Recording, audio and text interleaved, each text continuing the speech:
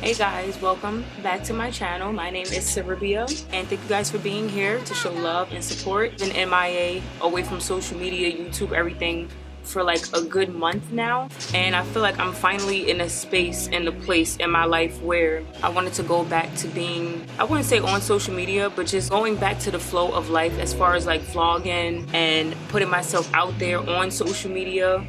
Now, the reason why I took a break from social media was because it was just starting to become like a lot. I felt like I had to keep up with the Joneses. I had to keep up with people. Subconsciously, I was comparing my life to others. That's also why I took a break from YouTube as well. I tell myself like, oh, I'm not comparing my life to other people, or I'm happy with where I'm at in life. I'm content, this, that, and the third. And then as soon as I seen someone doing something that I want to do, or I want to put my time and energy and effort into, it's like anxiety creeps up. And it's like, I don't want to do it anymore. I have a lot of beautiful gifts that I want to share with the world, but I feel like what I have to offer isn't enough. I feel like people are expecting certain things of me, and I have to live up to those expectations and things like that. And it's been like a good month since I posted a vlog. It's been a month since I've been on Instagram. I don't really use any other social media, but I just had to fall back completely, and it was just making me really anxious, like trying to keep up with the vlogging and being in people's faces 24/7 so that they won't forget about you, and you gotta post in order for people to interact with you. Like, I just feel like that way of going about it was just creating too much anxiety. It was creating too much tension. Like, you should be able to fall back from Instagram for 6 months if you want to, for 5 years if you wanted to, and it should be no problem. I don't like the fact that society portrays this image, especially if you are a content creator or you're someone where you're an entrepreneur, you own a business, and the only way your business will thrive is if you're on social media constantly. Whatever that social media platform may be, you posting every day. Zulai, my baby. I don't like the fact that they portray that, you know, like you have to be doing this 24/7. You have to be in people's faces nonstop. You have to post so people won't forget about you. Like, I don't like the fact that social media portrays that, because I'm not that type of person, and I know that I'm not the only one that feels that way. Like, nobody wants to post 3 times a day. Well, I can't speak for everyone else. I'm speaking from self. I don't want to do that. Like, that shit is draining. It's too much energy. Like the way I'm moving through life now, and the resting period that I've been in for a month now, like a little hermit mode, I love it. You know, I love the fact that I can wake up and choose my day. When I fell back from social media, I had a lot of revelations. I had a lot of turning points in my life, and not just me, but Zen as well. For those of you who are new here, Zen is my lover. I just been having a lot of self-realizations. Like, I know what I'm capable of. I'm trusting in the universe. I have faith, you know what I'm saying? I know what I'm capable of. I have faith in myself enough to know that, Sarabia, this life can be whatever you want to create it to be. So if you feel like you have to be in people's faces 24/7, the universe is going to bring you those opportunities for you to be on social media 24/7. If you're more of a person like me, and you know for a fact you're not the type of person that wants to be on social media posting 3 times a day, then the universe is going to make sure they match that frequency as well. I feel like life is what you make it, you know? So it's okay to fall back from your craft, even if it's something that you love to do. Anything starts to weigh on you after a while. During this hermit mode, I've been getting back to doing more yoga, more meditation. I've been working out consistently.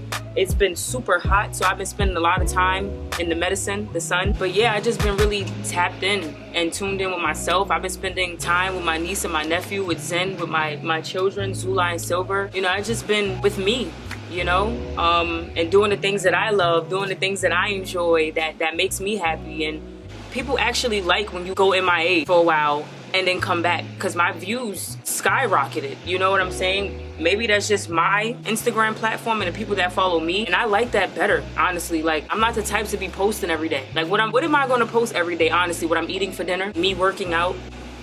It's repetitive, you know what I'm saying? So it's like, I'm not about to sit here and try to please other people. That's one. And two, I'm gonna do what works for me. I don't like the fact that social media started to feel like an obligation, like I have to, you must. When stuff starts to feel like that in my life, it makes me not interested in it. It doesn't feel genuine. I no longer feel passionate. I'm no longer motivated to do it. The same thing with vlogs. Like, are you putting out content because you feel like this is what people are expecting of you? This is what you should do? Or you're putting out this content, this music, this vlog because it's something that you want to do? When you feel like you have to do something, it becomes redundant. It becomes something that you're no longer interested in. switched up the angle a little bit so I can be more in the sun. But life is beautiful. When you're in a situation where all you have is faith, you literally have done everything that you can do. It's scary. I get it. Whatever your judgments are of me, you know, you're able to do this because we have the same 24 hours. You have the same opportunities as me as far as in choosing faith over fear. It just felt really good to be able to fall back and enjoy my fruits of labor and all that I have done so far. Yeah, I may not have the 6-bedroom house. I may not have my dream car parked in my driveway right now, but I have a lot to be grateful for. I have a roof over my head, fresh fucking water to drink. I have this camera, you guys, my siblings, both of my parents are healthy. I have a lot to be grateful for. My children, Zen, you know, my niece and my nephew. Like, life is beautiful. What am I tripping for? People out there in worse predicaments than you, and you over here stressing about how you're gonna pay this, or how you're gonna do that, or how you're gonna go here, or how you're gonna be able to afford that. Like, just let go and choose to have a more positive outlook on things. I know it may seem like so cliche, or you can't do it, but you can, and it works. Like, I'm living proof, and many others, that you can choose to live a better life, and it starts to have a ripple effect. Point of the story is, do what you gotta do for you, and not really care what other people have to say or think, because everyone's just living their life based off their perception and their experiences and their opportunities, their environment, what they have available to them, their resources. Everyone is just moving through life based off of their childhood trauma. Whether you're doing what people want you to do or you're not, there's still going to be something to talk about. There's still going to be something people are judging you on.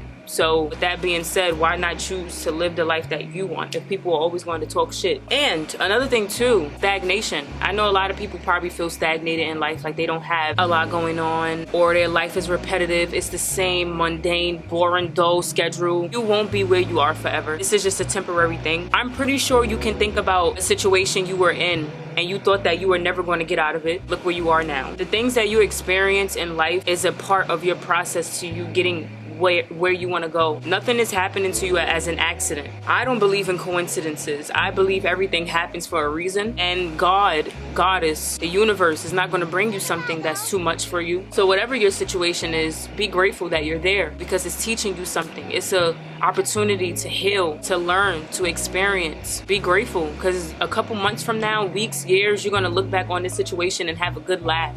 Like, yo, I really was tripping, or I really thought I never was going to make it out of the situation. Whatever it is, life has a lot to offer you, my love. If you can just see past the tip of your nose, you'll be able to see that life has a lot to offer you. And every breath that you take, every minute, every second of your day is an opportunity. So whenever you're feeling stagnated, feeling like you don't have a lot going on, you're being prepared for something that's coming. You're being prepared for the next chapter of your life, because in order for you to get to B, you have to experience A. In order for you to get to C, you have to experience B. So you cannot move to the next phase of your life without this stagnation. You cannot move to the next phase of your life without this uncomfortability. You cannot move to the next phase of your life without feeling sad, depressed, anxious, overthinking. It's all part of your journey. Remember, you ask the universe for things, you're gonna have to make certain sacrifices and experience certain things before you can actually get to where you want to be. So love your stagnation, appreciate your stagnation, embrace that shit, embrace your pain, those tears, the overthinking, your anxiety, whatever is getting you